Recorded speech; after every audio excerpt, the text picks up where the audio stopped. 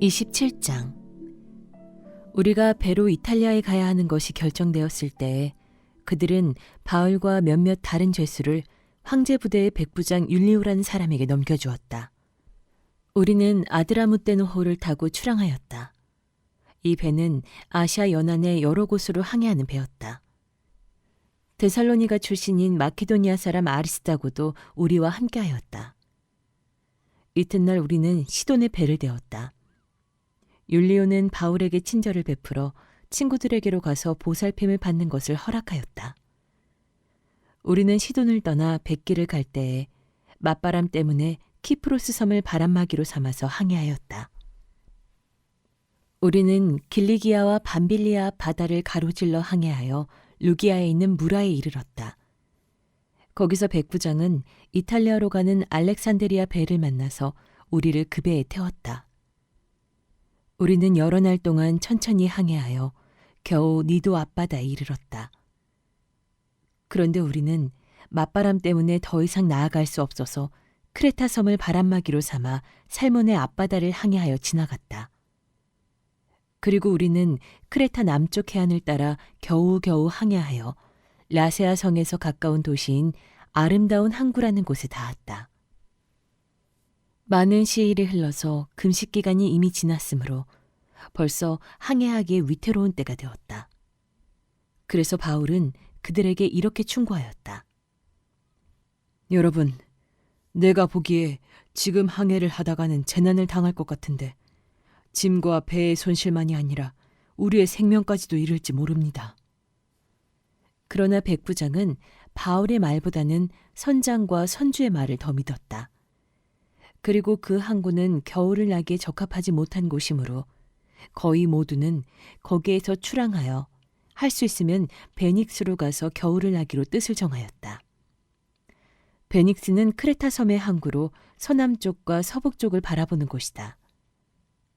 때마침 남풍이 순하게 불어오므로 그들은 뜻을 이룬 것이나 다름없다고 생각하고 닻을 올리고서 크레타 해안에 바싹 붙어서 항해하였다. 그런데 얼마 안 되어서 유라굴로라는 폭풍이 섬쪽에서 몰아쳤다. 배가 폭풍에 휘말려서 바람을 맞서서 나아갈 수 없으므로 우리는 체념하고 떠밀려 가기 시작하였다. 그런데 우리가 가우다라는 작은 섬 아래쪽을 따라 밀려갈 때에 그 섬이 어느 정도 바람막이가 되어 주었으므로 우리는 간신히 거룻배를 휘어잡을 수 있었다. 선원들은 거룻배를 갑판 위에다가 끌어올리고 밧줄을 이용하여 선체를 동여매었다. 그리고 그들은 리비아 근해에 모래톱으로 밀려들까 두려워서 바다에 닻을 내리고 그냥 떠밀려가고 있었다. 우리는 폭풍에 몹시 시달리고 있었는데 다음 날 선원들은 짐을 바다에 내던졌고 사흘째 날에는 자기네들 손으로 배의 장비마저 내버렸다. 여러 날 동안 해도 별도 보이지 않고 거센 바람만이 심하게 불었으므로 우리는 살아남으리라는 희망을 점점 잃었다. 사람들은 오랫동안 아무것도 먹지 못하고 있었다. 그때 바울이 이렇게 말하였다. 여러분은 내 말을 듣고 크레타에서 출항하지 않았어야 했습니다.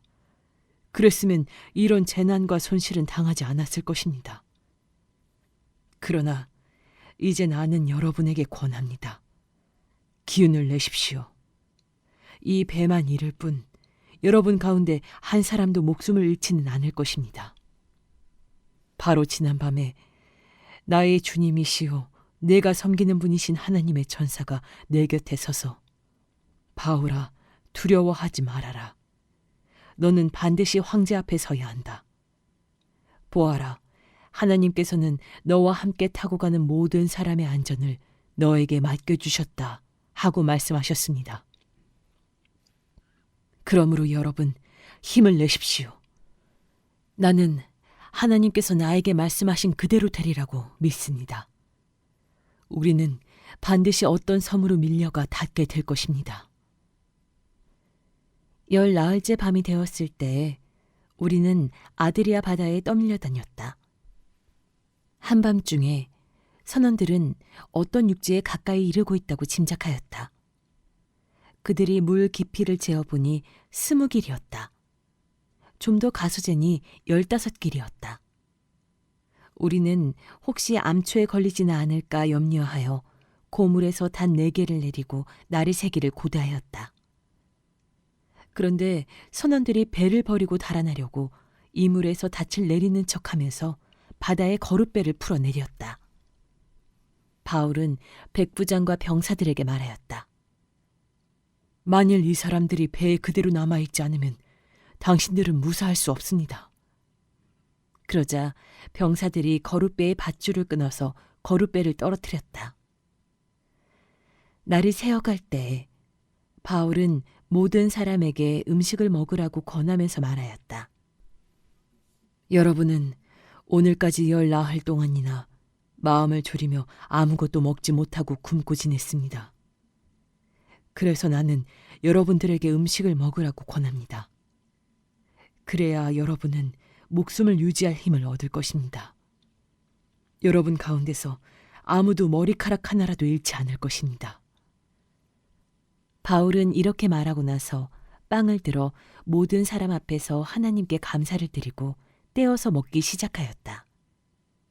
그러자 사람들은 모두 용기를 얻어서 음식을 먹었다. 배에 탄 우리의 수는 모두 276명이었다.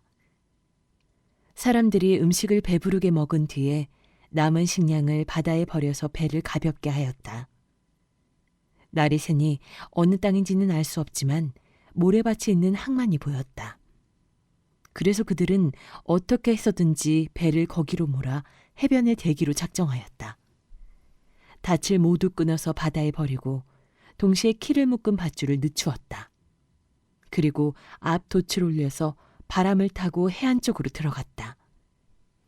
그런데 두 물살이 합치는 곳에 끼어들어서 배가 모래톱에 걸렸다. 이 물은 박혀서 움직이지 않고 고물은 심한 물결에 깨졌다. 병사들은 죄수들이 혹시 헤엄쳐 도망할까 봐 그들을 죽여버리려고 계획하였다. 그러나 백부장은 바울을 구하려고 병사들의 의도를 막고 헤엄칠 수 있는 사람들은 먼저 뛰어내려서 무트로 올라가라고 명령하였다. 그리고 그 밖의 사람들은 널빤지나 부서진 배 조각을 타고 무트로 나가라고 명령하였다. 이렇게 해서 모두 무트로 올라와 구원을 받게 되었다.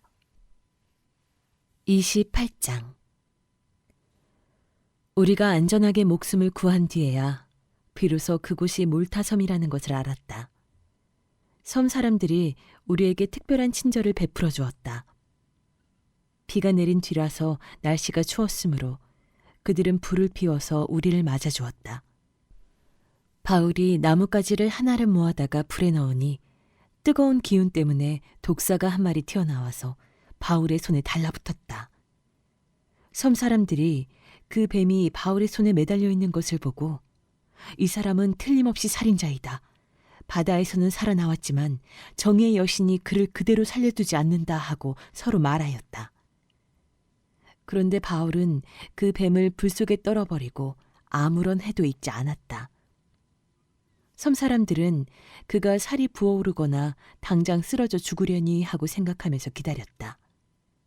그런데 오랫동안 기다려도 그에게 아무런 이상이 생기지 않자 그들은 생각을 바꾸어서 그를 신이라고 하였다.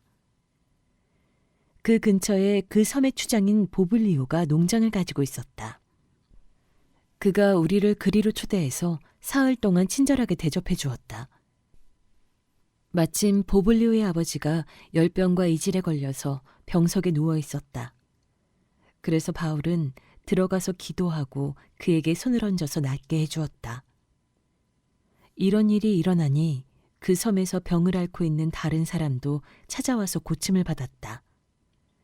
그들은 극진한 예로 우리를 대하여 주었고 우리가 떠날 때에는 우리에게 필요한 물건들을 배에다가 실어주었다.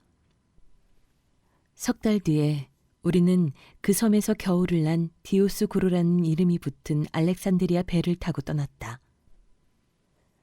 우리는 수라구사에 입항하여 사흘 동안 머물고 그곳을 떠나 빙 돌아서 레기온에 다다랐다. 그런데 하루가 지나자 남풍이 불어왔으므로 우리는 이틀 만에 보디울에 이르렀다. 우리는 거기서 신도들을 만나서 그들의 초청을 받고 2일 동안 함께 지냈다. 그런 다음에 드디어 우리는 로마로 갔다. 거기 신도들이 우리 소식을 듣고서 아피온 광장과 트레스 마을까지 우리를 맞으러 나왔다. 바울은 그들을 보고 하나님께 감사를 드리고 용기를 얻었다. 우리가 로마에 들어갔을 때 바울은 그를 지키는 병사 한 사람과 함께 따로 지내도 된다는 허락을 받았다. 사흘 뒤에 바울은 그곳 유대인 지도자들을 불러 모았다. 그들이 모였을 때 바울은 이렇게 말하였다. 동포 여러분, 나는 우리 결례와 조상들이 전하여 준 풍속을 거스르는 일을 한 적이 없습니다. 그런데도 나는 죄수가 되어서 예루살렘에서 로마 사람의 손에 넘겨졌습니다. 로마 사람은 나를 신문하여 보았으나 사형에 처할 만한 아무런 근거가 없으므로 나를 놓아주려고 하였습니다. 그러나 유대 사람이 반대하는 바람에 하는 수 없이 내가 황제에게 상소한 것입니다. 나는 절대로 내 민족을 고발하려는 것이 아니었습니다. 이런 까닭으로 나는 여러분을 뵙고 말씀드리려고 여러분을 오시라고 청한 것입니다.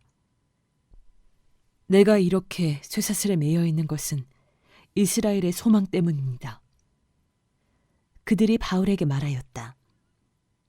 우리는 아직 유대로부터 당신에 관한 편지를 받은 일도 없고 동포들 가운데서 아무도 여기에 와서 당신에 대하여 나쁘게 말하거나 소문을 낸 일이 없습니다.